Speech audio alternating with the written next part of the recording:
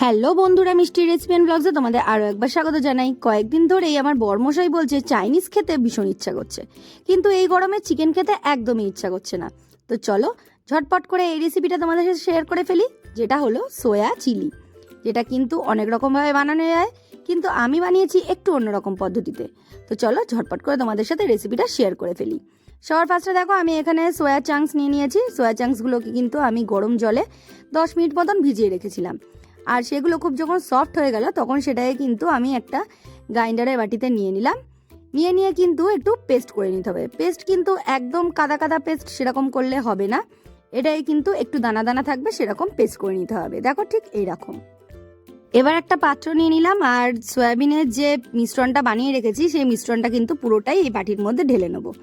যাদের মনে হচ্ছে চিকেন খেতে একদম ইচ্ছা করছে না, তারা কিন্তু এই রান্নাটা অবশ্যই একবার ট্রাই করে দেখতে পারো। আশা করি তোমাদের ভীষণ ভালো লাগবে। তারপরে এর মধ্যে দিয়ে দেবো আদা রসুন পেঁয়াজ বাটা মোটামুটি 1 চামচের মতন।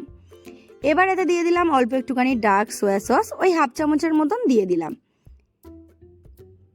তারপরে এতে অ্যাড করব নুন। আমি কিন্তু এখানে অল্প নুনই দিচ্ছি, যেহেতু সোয়া সসের নুন আছে তাই অল্পই দিলাম। এবার দিলাম 1/2 চামচ মতন লঙ্কার গুঁড়ো। আর এবার দেব ডিমের সাদা অংশটা।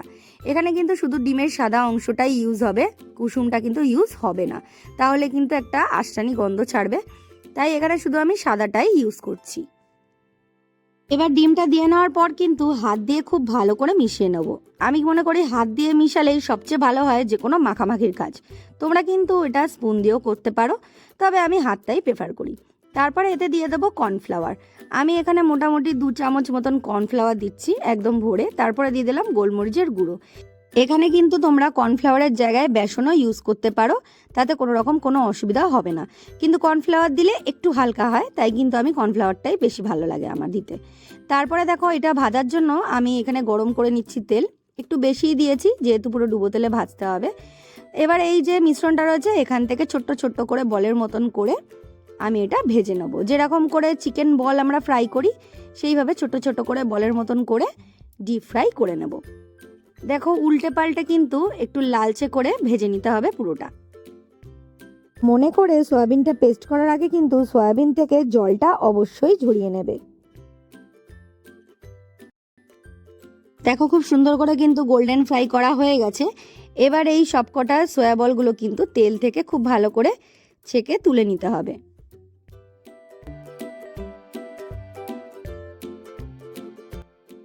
দেখো সবকটা সয়া বলই কিন্তু খুব সুন্দর করে গোল্ডেন ফ্রাই করে নিলাম। এবার যে কড়াতে তেল ছিল সেখান থেকে কিছুটা কমিয়ে নিয়েছি।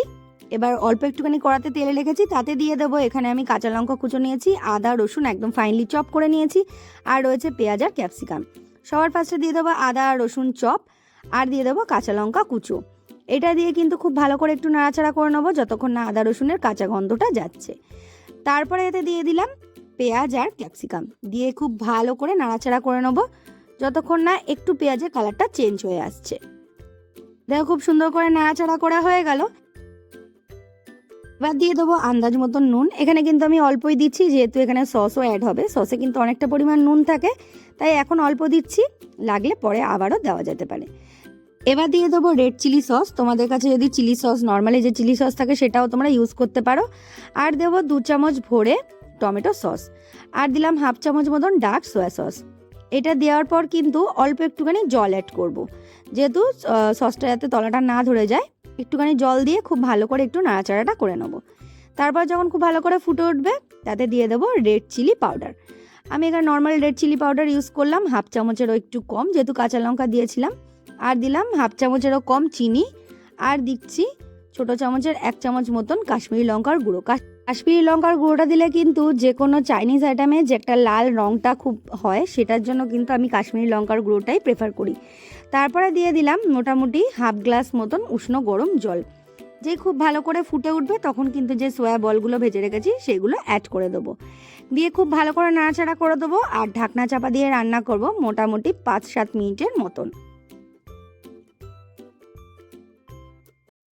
দেখো 5-7 মিনিটের পর কিন্তু গ্রেভিটা অনেকটাই কম হয়ে এসছে। এবার এতে দিয়ে দেবো কর্নফ্লাওয়ার গোলা।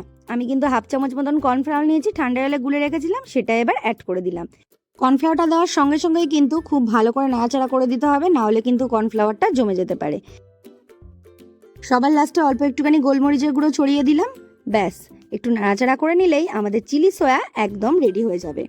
আমার এই রান্নার পদ্ধতিটা তোমাদের কেমন লাগলো আমায় কিন্তু কমেন্টে জানাতে একদম ভুলো না। আর যদি ভালো লেগে থাকে অনুরোধ রইল একটা লাইক করে দিও প্লিজ। বন্ধুদের সাথে শেয়ার করতে কিন্তু একদম ভুলো না। আর নতুন বন্ধু থেকে থাকলে অবশ্যই সাবস্ক্রাইব করে পাশে থেকো। বেল আইকনটা কিন্তু অবশ্যই প্রেস করে নিও। আর ফেসবুকের পেজটা অবশ্যই ফলো করো। Thanks for watching.